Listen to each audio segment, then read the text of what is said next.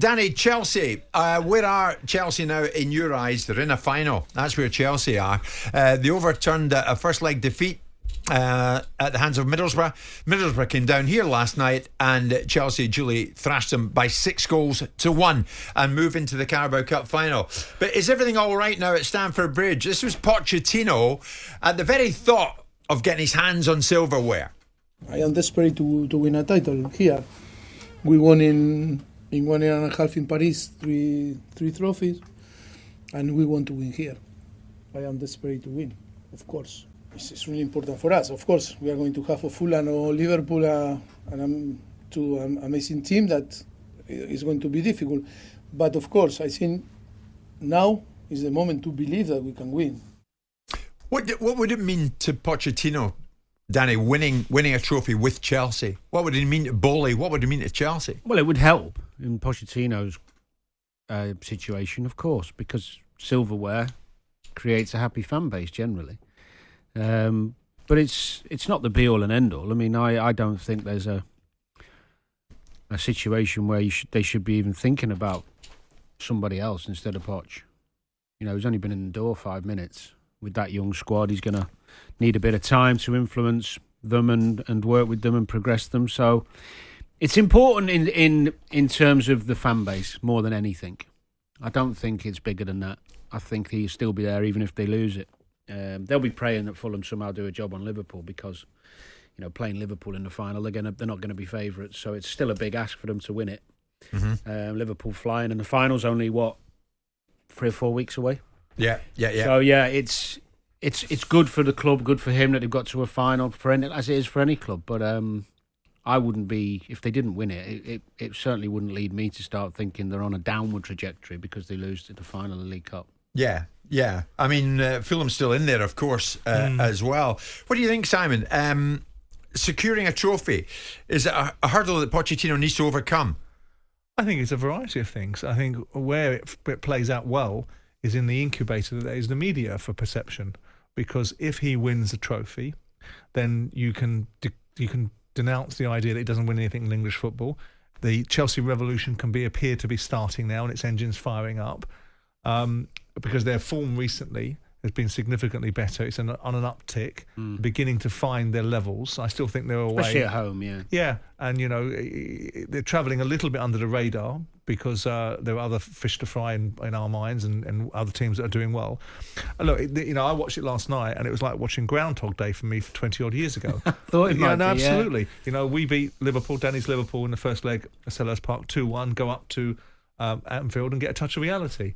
And Middlesbrough got the same, and that's what I thought would happen. And that's what was the second leg for you boys when you were up there? We got beat 5-0 by them. 5-0 we beat them 2-1 in the first leg, and all the press that went with that, all the plaudits and all the accolades. And then you go up to Anfield and you get your head handed to you. They actually started all right, Middlesbrough, didn't they? I don't know if you saw the game. But they were the architects of their own downfall for a lot of it, weren't they? Yeah. But reality kicked in, and Chelsea, with that group of players and with that experience, should be able to overcome a Middlesbrough. They should be able to put a Championship Middlesbrough in their place. Absolutely. Disappointing for the Middlesbrough fans because they've travelled across the country on a cold Tuesday evening to watch a semi-final where they've gotten bashed up. But they'll have gained something from it. They'll have learnt something from that experience about perhaps when to play out and when not to play out. But the point is that Chelsea are in a final, and that starts a different narrative. It's an individual game. You know, Chelsea are perfectly capable of winning that game in a cup final against whoever they get, whether it's Fulham or Liverpool. I would expect it to be Liverpool, irrespective of the ties slightly balanced better. Because of Fulham getting a goal at Anfield, and being still in the game. But I think what it does is it starts to create a different feeling for the players, and it starts to look like things are going in the right way because they're clearly going in the right way. They're winning games. They're beginning to build a head of momentum, and all of a sudden, upward in the Premier League doesn't look beyond them anymore. Yeah. And the proclamations of disaster and looking the wrong way will start to be arrested. But it's also he'd be no longer the bridesmaid in your eyes as well if Pochettino can land silverware with Chelsea. Well, it depends what you think he's been brought in for. If he doesn't win the Premier League with Chelsea or something rather significant, and the League Cup is the least of the significant opportunities to win, then he'll be a bridesmaid because Chelsea haven't brought him in to win the League Cup. Chelsea have brought Pochettino in to rebuild what they once were, which was a team challenging and winning the Premier League and the Champions League. Yeah. It's funny how winning games changes narratives. Well, not changes, but Always, doesn't it? pushes things under the carpet. I mean, what was it, a week or two on this show, I think we were talking about Gallagher and someone phoned in and said about, he's everything that he epitomises Chelsea and he's this and he's that. And last night he's on the bench. He plays his, a bit more of an attacking team with his strongest midfield, Caicedo and Fernandes, and they go and win, and they're in a final, and they've won 7 out of the last 8 home games, and conversation's been dropped. Well, that's results. Yeah. That's the business of the results. No. There'll be this. You watched them the other day against Luton, and they were lucky to come out of that game. They strolled into 3-0, albeit slightly against the run of play at times, but they controlled the game, and then all of a sudden Luton put the heebie-jeebies up and should have got something out of the game.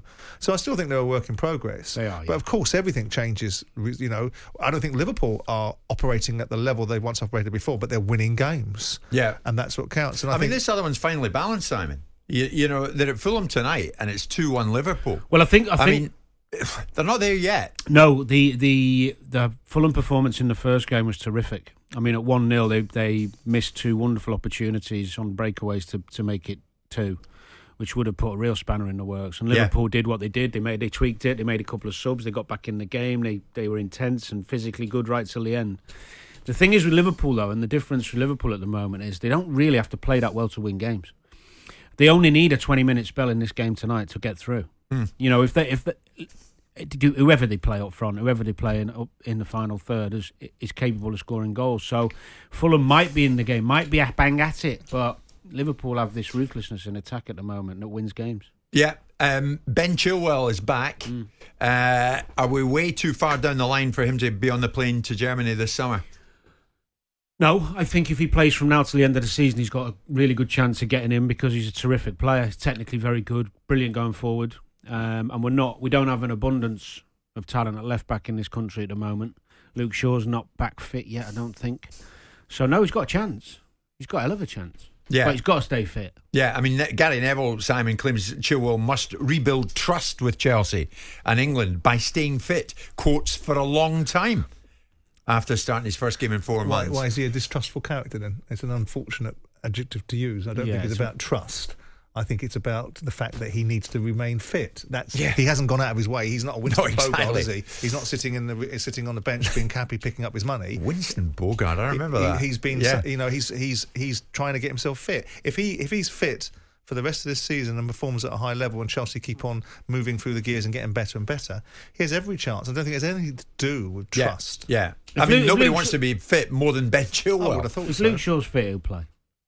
Right. Is that important? Of course, if he's rebuilt the trust, because he gets injured quite a bit as well. He's a Man United player. Don't need that, do you? So Chelsea are in the final of the Carabao Cup, but who's going to join them? Fulham take on Liverpool tonight, and as I said, that is finally balanced at 2-1. It's live on TalkSPORT. Liverpool with their noses in front in that one, but no Mo Salah, of course, and there'll be much more on that in the course of the morning. There'll be much more on the situation regarding England going to India to play the first test out there, and maybe all the politics that are going on behind the scenes. We're going to touch on that very soon. We're looking at the transfer market with Alex Crook much further down the line, but it would seem Calvin Phillips is on his way, it would seem, to West Ham United. We'll look at that very shortly, on loan at least, but a fair bit, it's picking up, a fair bit going on in that area, and maybe Kieran Trippier is on his way to Bayern Munich. That is a feeling I get from a text I received from someone in authority at Newcastle this morning. Jim White and Simon Jordan. Monday to Friday mornings from 10 on AM, on DAB, via the TalkSPORT app and on your smart speaker. TalkSPORT.